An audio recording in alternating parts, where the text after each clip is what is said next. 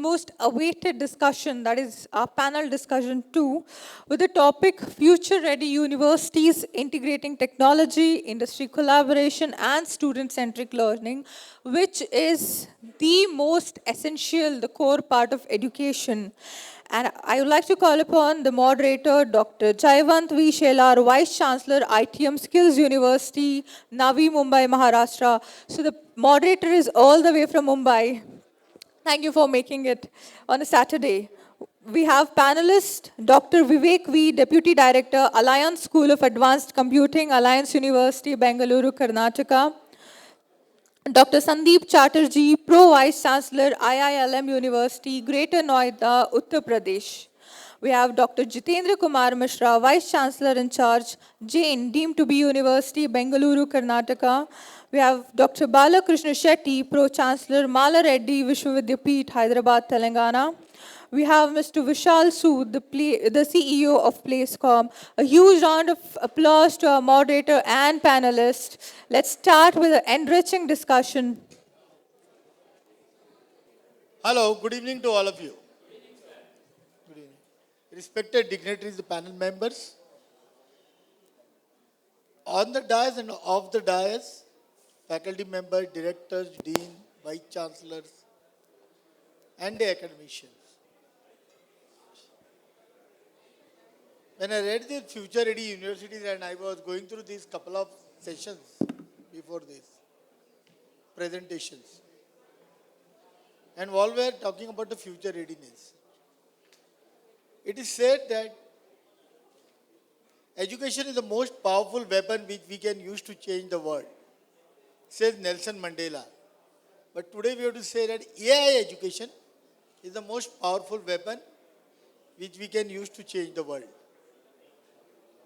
When I am saying this, there are two parameters which comes to my mind. First one is the stakeholders. If I have to see the future ready university, who are my stakeholders? Students, faculties, the management, the industry, the society. These are my stakeholders on one end. On the other hand, there are various factors which are driving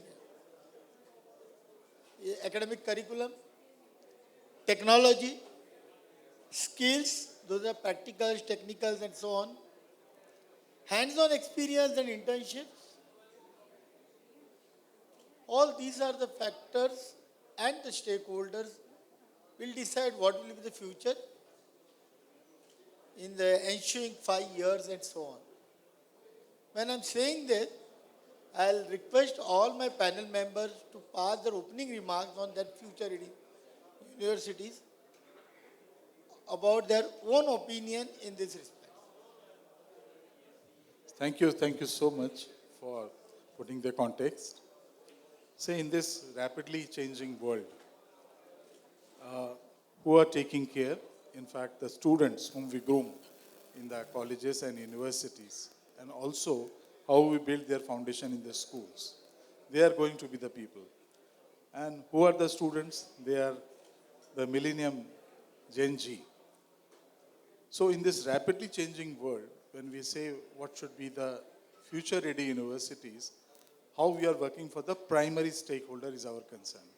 How they are able to adopt with the changes, to understand the changes, the historical progress of the changes.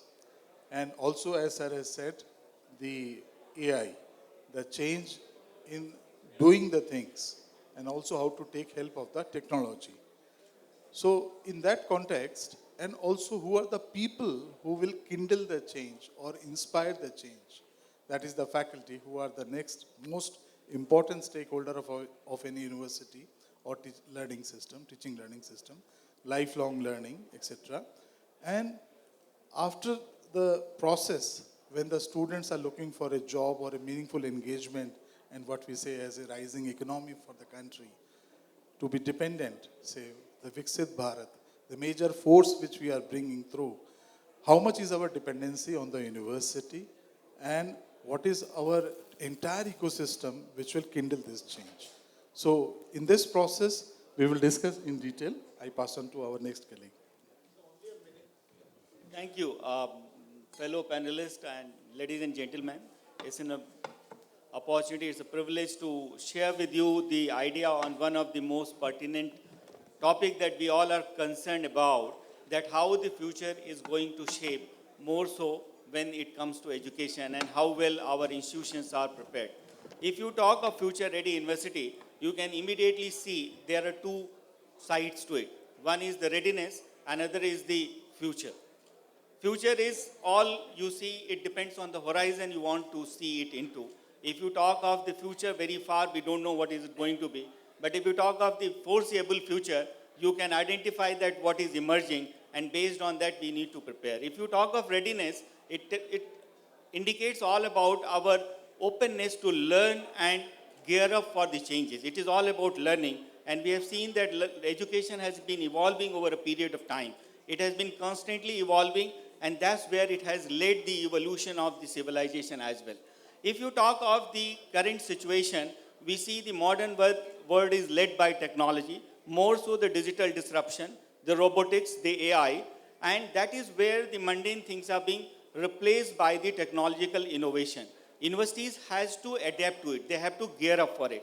So first thing comes that when you are talking of education, many a time we were hearing the discussions in morning also. We talk of placement, we talk of industry integration, we talk of the things in piecemeal way.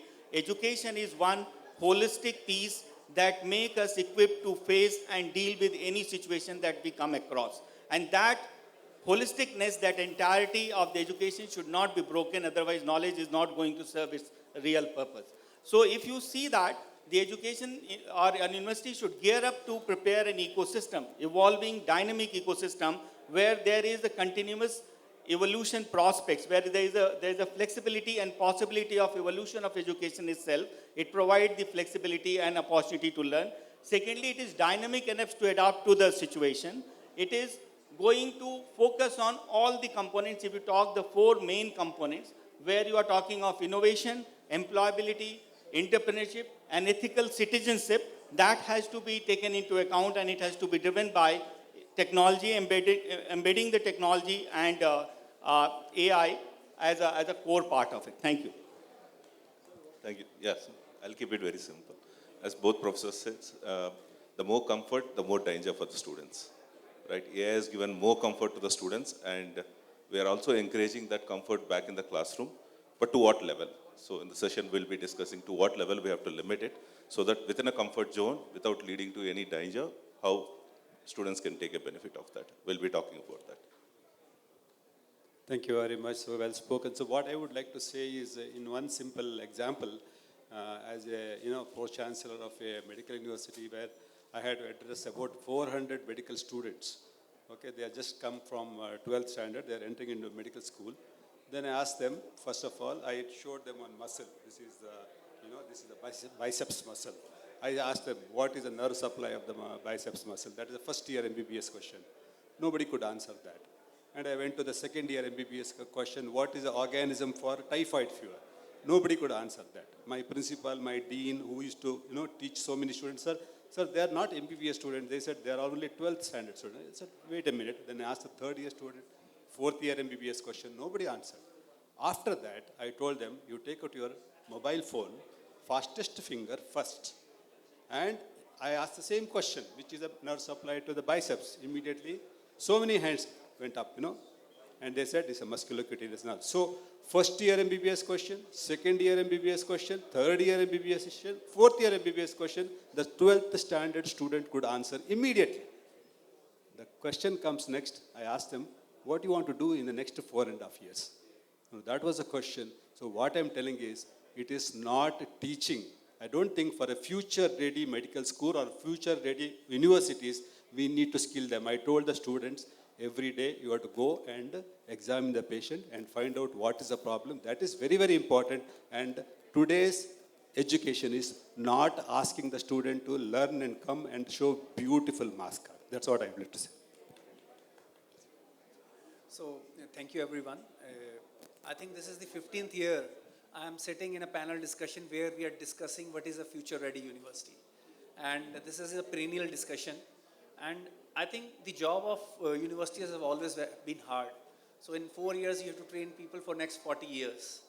If one thing we can produce future-ready graduates is if we teach them how to learn, what to learn. If they are ready for that, they are future-ready. And I think one important thing I always say that, in medical college, in my roles on the both side of the table, when I was, CEO for universities, and even now as an entrepreneur, I think what we should teach them is one subject that should be must in every college, every course is themselves. Today, students lack self-awareness. What are their strengths? What are their weakness? What kind of future they look into it? So if we can teach those things, I think universities will automatically become future ready, and without discounting that, of course, the changes AI is bringing. So universities should be using same technologies and should be working at the same pace which students will be facing in life. I think that is how you make future ready universities. Those were the opening remarks. Let me tell you, in this room, no one can predict what will be there in the next 5 years, in the fifth year, what will be, because the trends are changing so fast, industry is changing so fast, and everyone has spoken about the students. So since everyone has spoken about the students, so I'll start with sir. What are the students' expectations as on today, till the time we reach the future? And how it is different compared to what it was like 5 years back, prior to COVID.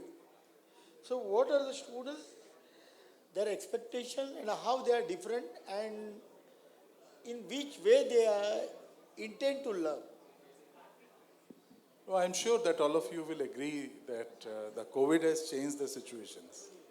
And it is not only in a developing country, but in developed country as well. The method of teaching, etc. And it is not the university degree alone. And some of the performers, which you have seen earlier and across the world, even they may not have a university formal degree, but they have a product which possibly all of us use, and in different platforms, in different areas of usage. So point is, what clicks to bring the thing out of you as a useful tool, something good in your region or in a state, country, and the world, which goes to the human at the last point. So in Future Ready University, it may happen, and it is likely, that the degrees are not the emphasis, but the skills are the emphasis, and the grades are not important, but how you perform and how you take it to the people, and how you use your learning, the continuous learning, the lifelong learning, into electronic modules or IT modules or digitized modules or things like that, where the doing is easier. So what we learn finally and what we deliver as an individual and collectively, and thinking for the good, which may also have the economic or the business aspect. This is what I feel.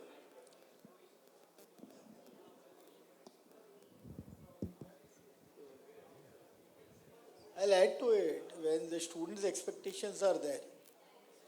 Now in most of the institutions, they are going for a flipped classrooms, blended learning, certification courses, which are being accepted by the industry, and so on. So let's move on to the next course, when I'm saying that industry acceptance. So what is the role of an industry to design the curriculum, and how it will help the students? Yes, again, I will see that the silos has to go, and we have to work as one ecosystem where we all are stakeholders and we have our part to play.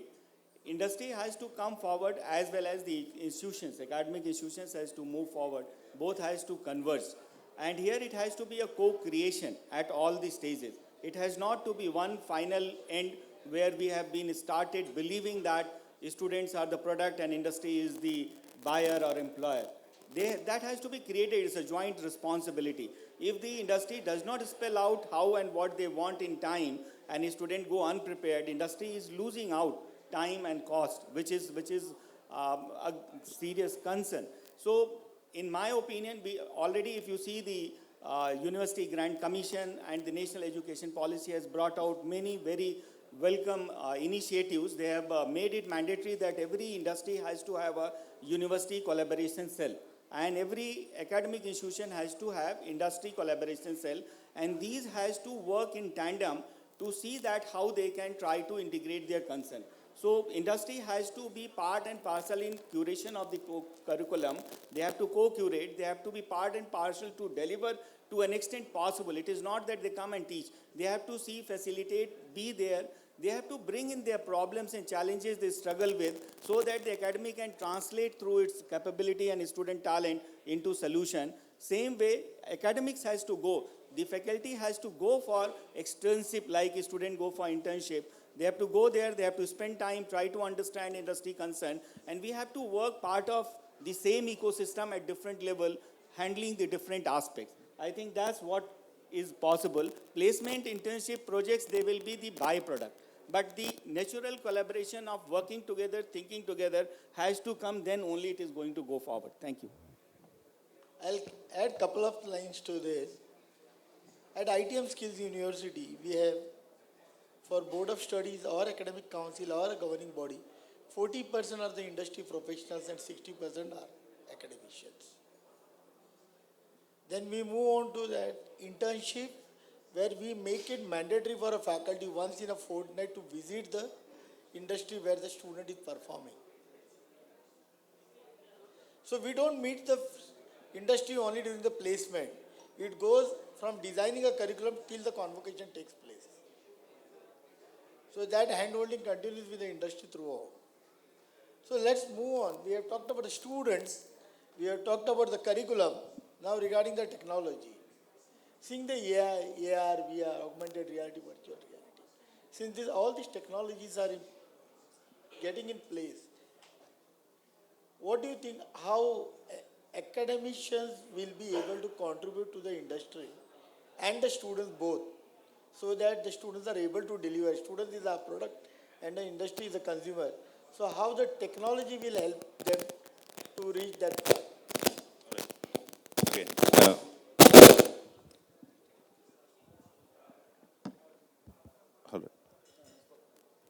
Hello. Am I audible?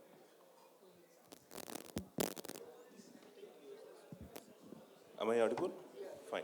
So again, I'll go back to the same, to what level the comfort zone we are going to give it to the students. So, audible? Yeah. So when we say technology back to the class, I keep it simple. I teach neural networks or machine learning to the students. Maybe 2020, the buzz has come into the market, the AI and other things, where we have integrated to the curriculum and other things.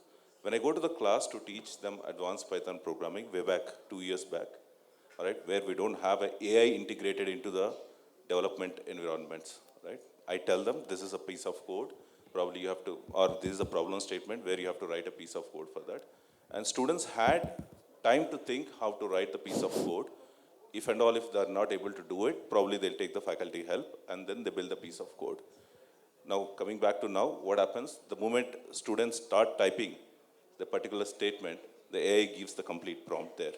This is what are you going to think to write it. So what happened now? Technology has given a benefit to the student, all right, even to the faculty. I need not to spend 5 hours, 5 sessions to teach a particular topic. I can spend it hardly 2 hours or let's say 2.5 hours or less than that. But at the same time, what happened? It is becoming more danger for the student. He's losing his thinking power, right? If you see, nowadays, even companies started telling this. Though we encourage AI for the students or adopt the AI, in their work environment, they stopped using AI. They promptly said the code which is written by AI, they don't agree to incorporate into the product, all right? And at the same time, companies are also coming back and saying that I don't come back to your campuses. I'll keep it again, a simple example. This year, Cisco has openly announced it, saying that they used to go for Tier 1 universities for the placements. This year, Cisco has openly announced, I don't come to even Tier 1 or Tier 2 any university. So tell the students to onboard, I do the hackathons, let them prove there. The person who has knowledge, the technology, who can use it shortcut to build it, fine. But at the same time, when they go to the workplace, I have seen the students who is failing to build, all right? Again, to what level we are giving that option. So technology, yes. for easy process to make the students understanding inside the class works fine. But at the end of the day, if the student is not able to apply his knowledge, there's no use. So that's what I have seen in the classrooms.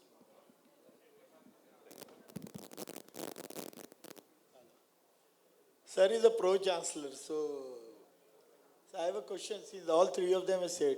So what are the barriers you feel that when the technology comes where faculty is reluctant, what are the barriers you think as an institution we face and how do we overcome that? Yes, I think he said rightly, he said, what are the barriers? Barrier is to identify the student's skill, what intellectual capacity he has got. That if somebody should understand and try to teach that skill. That is very, very important. I'll give a very classical example. Like what we are doing, we are keeping all the students in one classroom and try to teach the same thing. I know that fails very miserably. I would love to tell you, my students did the maximum. The performance of our students enhanced in revolutionary grade only during COVID time because they are not inside the classroom. They performed very well. Some of them become the world champions in chess. Somebody became world champions in shuttle, playment, everything. So they performed very well. I'll tell you one classical example. Like, let's say if you keep one fish and one monkey and one donkey and ask all of them to swim, fish will do very well. That doesn't mean that monkey and donkey are useless. And if you ask somebody to jump from tree to tree, monkey will do very well, fish will fail miserably. So what we are doing, we need to motivate our students as much as possible. I'll give a very classical example of our grandmaster. He was a grandmaster in chess. He was not at all good in the school, and his mother identified that he's very good in playing computer chess. And his mother introduced computer chess in the mobile, and he started playing, and today he's the top 10 player in the world. I'm talking about Pragnananda. So what I'm telling is, today, who are going to identify the intellectual capacity of our students? Tell me, who is doing that? Nobody is doing that. Sometimes I see mothers are doing, but faculty are not at all trying to find out what is the capacity of the student and try to learn. We want to force academics, we want to force research, we want to force skill, we want to force, on top of that, moral sciences, spiritual science, everything on, bombarded on the student head. And how can he perform? That is the most important point. I'll tell you, one day I had one, master checkup, health checkup, so many patients were waiting, the reception, and we had to do, usually we do a ECG. The receptionist said, sir, and Barudilla, I don't know how to do ECG. I told them, today you go and watch in YouTube how to take an ECG. Nothing much. You have to put one lead here, 4, 5, 6, 8 leads you have to put, and you have to press the button, that machine will give the ECG. One day I told them to watch in YouTube. Next day I told all of them, you come and do ECG on me only. Second day, third day they started doing it for the patients. This is what is called online, modular and hands-on. Online. Let them learn. What talk you want? You want a speech from Stanford, Harvard? Any university talks are rightly available. Go through that particular online and modular. There are so many simulation labs you learn. And hands-on with the patient. So we should not worry too much about industry-academia collaboration. You send your students as much as possible to small industries, small, automobile industry, small garages. Where they can learn civil engineering with a small contractor. What is there? Why you want to send it to a hi-fi center? That mindset should be there in the faculty if you want your student to be good in his studies. That's what I would like to say. Hello. Yeah. So you're done with student technology barriers and so on. Then comes the internship. So from the traditional internship, how will you make it a meaningful outcome-driven internship where it can be measured and it can be really, you can find out it is valued and so on. So what are the initiatives you think a university should take? I think based on the discussions that this eminent panel was having, this idea came to me just now. Classrooms could be a continuous internship. They need not to be just theory classes.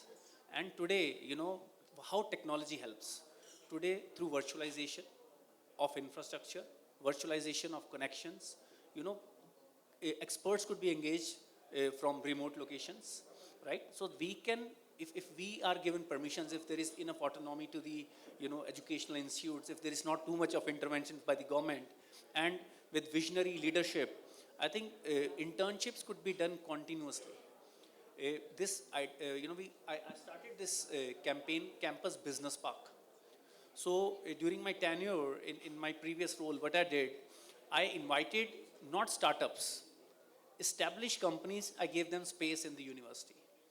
I told them you bring your team members because those companies, some of their operations, like some were pharmaceutical companies, some were ed tech companies, some were IT companies. So I allowed them to have office space in my campus. And I told them that half of your employees, not full, just half of your employees have to be our students. Because when students run shoulders with professionals, they run professionalism. They know what it means to do a job. They know what it means to earn money, how hard it is, how much answerable you are. Unfortunately, during 4 years of university, as a company, I would rather have someone passing out from +2. They are more serious because they are disciplined, they are dedicated. And 4 years, because of lax these attendance rules, relaxed classroom environments, I think we need to toughen them up. We are creating bunch of softies out of our education system. And that is why I'm saying at the pace which the companies work, real life work, university pace is relaxed. It needs to come up with that pace. I think that is how we can, have continuous practical learning which makes them employable. And outcomes, if the discipline, in terms of what is the learning outcome, if it is measured, if tracer studies are done, like we are doing one project in Indonesia, their universities are mandated to have tracer studies done with their alumni, how they are performing over there. Similarly, like when we were studying during our internship, a pink document used to go to our reporting manager during summer internship in IIM Ahmedabad. So they have to fill it up and then they have to send it, basically, it will not go through us so that we cannot manipulate it. So that kind of rigor and discipline is required to get things of high quality. Movement, rules are there. In every university, processes are there. But are those processes, implemented with that ferocity, that sincerity, or they are just check boxes? That is what defines, an average institute from a great institute. Hello. Yeah, I'll add to it. When I say traditional internship, usually we used to have 2 to 3 months internship. But at ITM, we are practicing it for last 15 years, a 6 months internship. And that too, every fortnight a faculty has to visit the industry and find out the performance, as well as he should find out what are the expectations of the industry. And as sir said, that it has to be evaluated by the faculty and the company guide. So we used to have it that right now also we are having it 50% evaluation by the industry guide and 50% by the faculty. That is how. But this 6 months internship has taken our pre-placement offer from 10% to 25%. That was the outcome of it. So that was our experience from ITM Skills University point of view.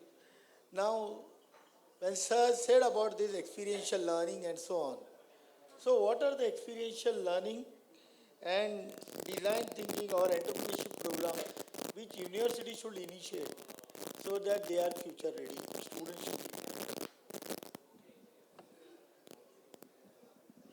Right, thank you.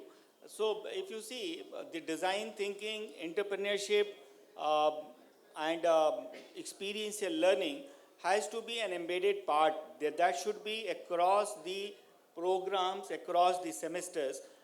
And if you see what does it do differently, if you put it to design thinking, they try to start looking problem with empathy to find a solution. So their entire thought process get aligned in a very different way. And that is where the students start becoming more engaged and empathetic. If you see the entrepreneurship, they start looking again as a solution point of view, and they start taking responsibility and understand the nuances of the overall process. And when they do something, obviously whatever experience they acquire, that becomes their first-hand learning. We say that if you read, you are getting some second-hand knowledge. If you try to do something, you are getting the first-hand knowledge. And first-hand knowledge lead to wisdom because that becomes your indigenous experience. So when you are integrating these components, it makes the student more engaged and it offers them the flexibility to discover their way of learning, which become innovation. Same problem they approach with a different point of view with their inherent talent, and it leads to innovation.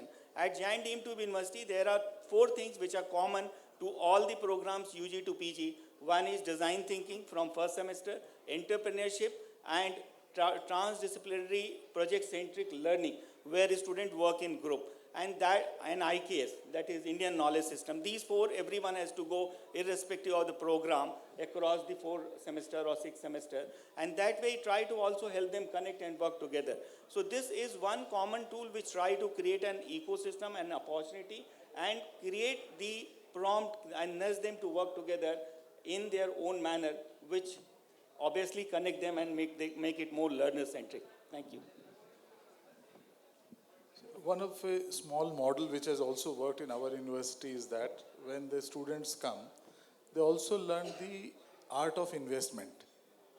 So basically with the finance and the MBA students, it works well, but for others also.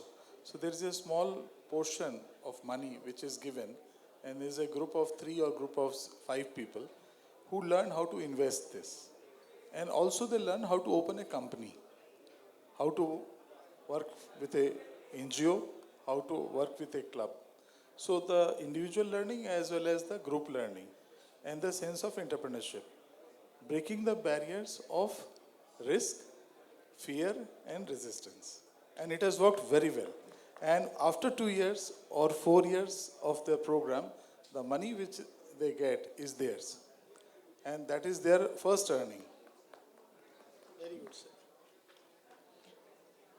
With this, I'll request each panel member to say that one change or one initiative you will take it for your university, which will make your student a future ready. Students graduate out and thereafter they become alumnus, and there should be opportunities to come back and to be linked and what they can give back.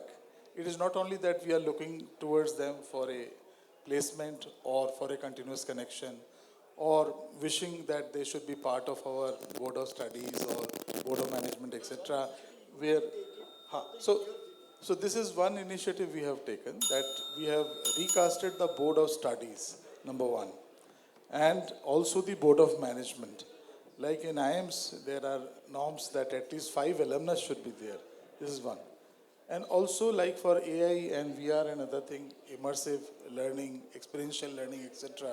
That has been, some companies have been brought in from the admission stage itself so that they learn these type of things which are possible. At Giant Deep Tube University, we are working on making it earn while learn in real sense. So that's what is working. An idea is that a student, while completing the program, should be able to earn equivalent fees so that he doesn't become a burden to his parents. So at Alliance, what we did is we brought industry certifications back into the curriculum in terms of credited courses. So we give an opportunity to the student. In the second year and third year and final year, they can do one industry certification from beginner, intermediate, and professional level. And we made it as a mandate. The person who has completed industry certification, we have given it as an outstanding award for the student in terms of credits. Who have not completed the industry certification, we have given a regular pathway for him to complete the course.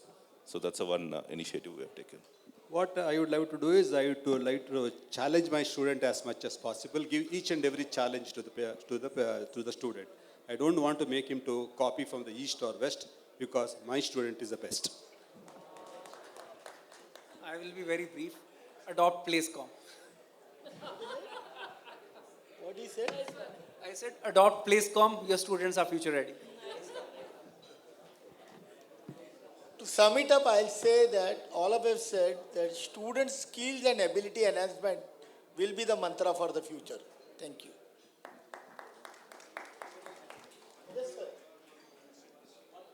Please, but quickly, because we have tea breaks, we have awards. And it's my duty, I'm sorry, gentlemen. It's something that I'm supposed to do. Oh, it's for the panel, because all of you have spoken something or the other about it. We are talking of the problem, and we are talking of the future. The Gen Z is not interested in the current system that we have seen already. NEP has come out, but still NEP is far behind what we should be when we look at the future. My point is, for looking at the future, let us look at the back. Let us look at where we came from. And if you see our old Indian ancient education system, we had the guru and we had the students along with the guru. Now this brings up a new dimension. What I am talking about is an open university which have centers. Each of those centers are run by a group of teachers or professors who are knowledgeable on that domain. And the students will choose which center they want to go to. They are free to choose where they want to go. There will also be an examination or a testing assessment center where they will go time to time to declare and to demonstrate their learning. And at the end of this period, the university, the institution can give them a certificate of what they have learned. This will be both experiential, modular, all those what you said will be covered in that. What do you think of this? No, already recognition to prior learning is there in NEP. Already recognition to prior learning is there in NEP. Every university is given the process and the way to recognize the prior learning and accreditize it. So anybody who has got learning by any means, by working, by doing it, independent things, he can come, follow the process, prove his competency, he can be accreditized. Hello. Sir, sir, in future, at the age of 25 or 26, students will not stop going to the colleges or school or getting a certification. There will not be an age limit because everyone has to be a continuous learner, and at the age of 40, 45, he has to get a certification of for that. Yeah, that's what. Discipline is something which Yes, is sir. not always working on.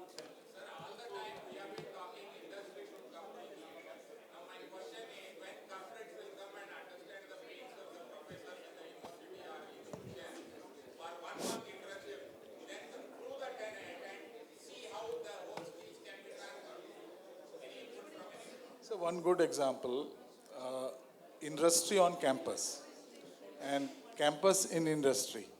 So this is a reciprocation process. In Pune, Volkswagen and Skoda, they came new, and the vehicle has to be indigenized in the concept of the Asians.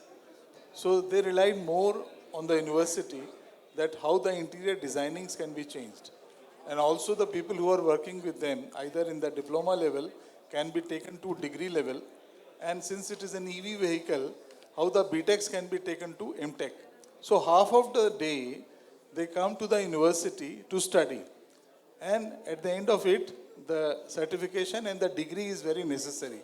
Similarly, for improvement of the things, in terms of a ancillary object which is used in the vehicle, the faculty members, the researchers, they go to the industry. And the movement and the immersion and the learning is continuous. And in that way, it gives students who are the industry people who want to upgrade themselves, but certainly have a desire for a degree because it pays. It is required.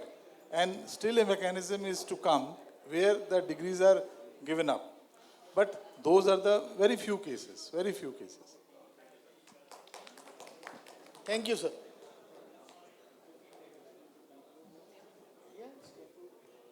Thank you so much. I think I've been waiting for this moment eagerly. That was such a wonderful session.